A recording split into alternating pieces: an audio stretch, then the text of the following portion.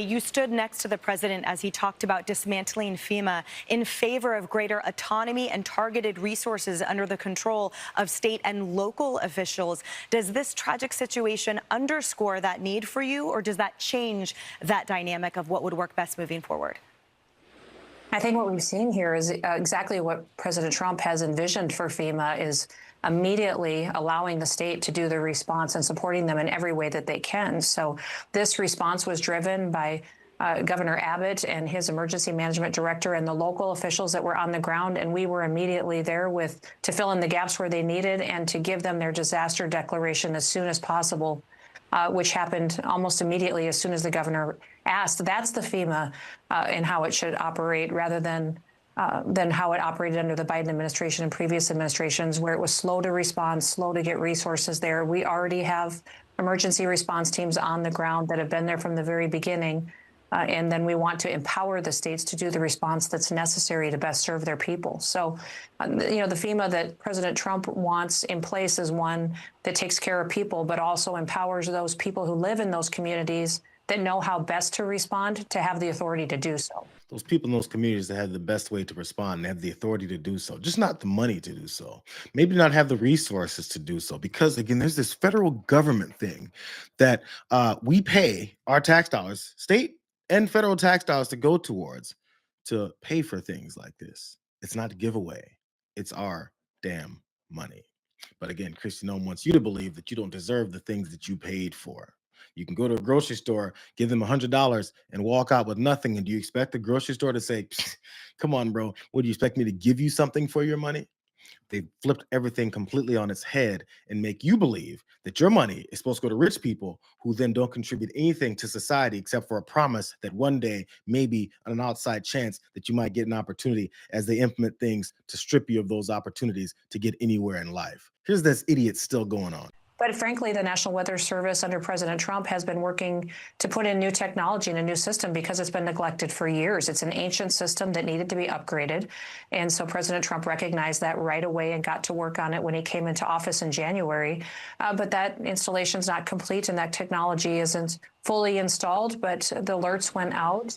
We can continue to learn from every single situation, but know that during these times when we are trying to help people heal from situations like this, the best thing to do is to look and see how we can help and how we can walk alongside people and get them some relief. Make sure that we're doing all that we can to be more proactive in the future, but get through this terrible time right now as well. They were upgrading the National Weather Service under Trump. Do you guys remember the upgrading of the National Weather Service under Donald Trump, when they were talking about and celebrating the cuts that they're doing to the National Weather Service and everything else under Donald Trump? Or maybe those normal upgrades that happen of the National Weather Service throughout the past 10, 15 years of these movements that are being made. But when there's halts and changes within the system, as they want you to believe weren't actually happening, even though they celebrated those things happening. There's a Texas Tribune article that specifically shows some of the things that they were talking about doing that they actually did, so that now that the results of those decisions have become deadly for many people. I'm gonna read a couple pieces from this article from the Texas Tribune. This article is from June 9th.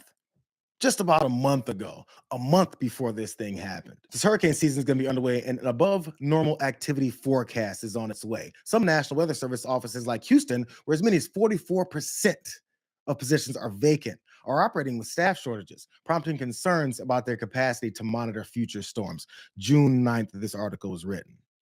The shortages stem from federal cuts that slashed roughly 10% of National Oceanic and Atmospheric Administration's workforce and triggered a wave of early retirements. With no staff members from the Houston and Galveston office when they were laid off, several hundred employees at NOAA, which hosts the National Weather Service, took a voluntary early retirement package. The National Weather Service provides weather warnings for tornadoes, hurricanes, wildfires, and floods, and produces river and hydrological outlooks and long-term climate change data. It serves as the forecast of record for many, including TV meteorologists, journalists, and researchers, as well as emergency managers who use it to plan for potential evacuations and rescue coordination during extreme weather events. So all those people with Trump derangement syndrome were talking about how these cuts were going to kill people. All those people that still have Trump derangement syndrome were talking about how these cuts to everything else that they've done, including now this bill that they just passed that's taking away healthcare from tens of millions of people, will kill people. This is why we can't sit back and wait for the midterms because, eventually MAGA folks are going to figure it out and they'll finally vote against this guy. Maybe enough of them will, or maybe enough of them will continue to buy that line of this is still Joe Biden's fault. But those folks, like 5 to 10 to 12-year-old children at this camp, they don't get a chance to vote. In fact, they don't get a chance to live. There are consequences for pushing this and allowing these guys to run rampant and hope that one day they'll figure it out, or hope that one day, as they tell you, they know what they're doing wrong, and that's the whole plan. And as your children die, as your parents die, as your brothers and sisters die, and as your ass dies, they don't give a damn. The plan is to raid your pockets and let you die. Ted Cruz's dumbass was out there as well, because obviously Ted Cruz represents, or he's a senator from Texas, doesn't represent anybody. He's just a senator from there. And he was talking with Fox News' Lawrence Jones. Lawrence Jones wanted to ask him, yo, you guys are screwing things up. When are you going to do something different? But Lawrence Jones works for Fox News, and he can't ask the question that way. I know there's been some that want to politicize this senator, and we kind of got to push them aside. Yeah. But we got to do something different when it comes to protecting our girls, our kids, our community. What can we do? I mean, 45 minutes? Adults can't even respond in that time. Well, look, there's a staging and ordering of things. The first thing with any crisis is search and rescue. And search and rescue is still ongoing. There are 10 girls missing. Our prayers are that those girls will still be found. After the search and rescue, you've got to just rebuild. I mean, you look at the wreckage here, and this wreckage, the number of homes and RVs and cabins that have been damaged. But there's no doubt afterwards we're going to have a serious retrospective, as you do with any disaster. That's right. And say, okay, what could have been done differently to prevent this disaster? And look, the fact that you have girls asleep in their cabins when the floodwaters are rising, something went wrong there. We've got to fix that and have a better system of warning to get kids out of harm's way. We need a better system of warning to help people get out of harm's way. That better system of warning was cut with just specifically in that office, 44% of its staff and meteorologists and people before this even happened said, this is a disaster. This is going to be tough. And even some of them said, we're going to tighten our belts and still get it done with our shortened staff cut damn near in half, and ways that we can potentially predict things like this and give those warnings. If only there was a system, Ted Cruz, he should get his ass out of Texas before someone finds him. And as he sweeps and looks at the damage, look at this disaster in front of us, Lawrence. Can you believe as children were sleeping in their beds? We can believe it. We keep hearing about it. We heard about children in their classrooms who got shot up as well. And what we heard from you guys was, we just need some thoughts and a couple of prayers to throw your way instead of doing anything about it. Instead, we have a president who said he's going to cut the things that did something about it.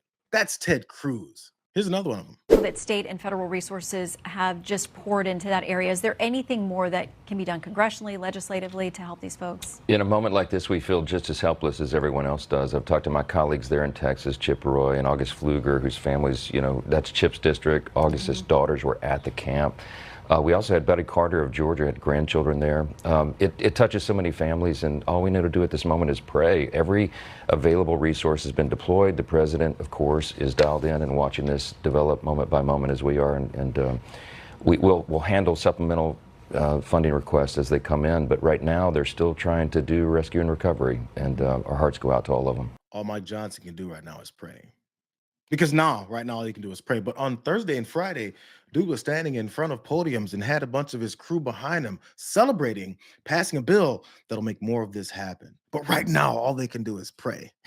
He can only pray about it and then hope that maybe someone in charge, maybe leadership within the country can do something about it as they celebrate that they're in leadership positions now of the country. If only we could have done something about it. Who knows? If only we could have do something about the people that are going to die next week and the people that are going to die next month.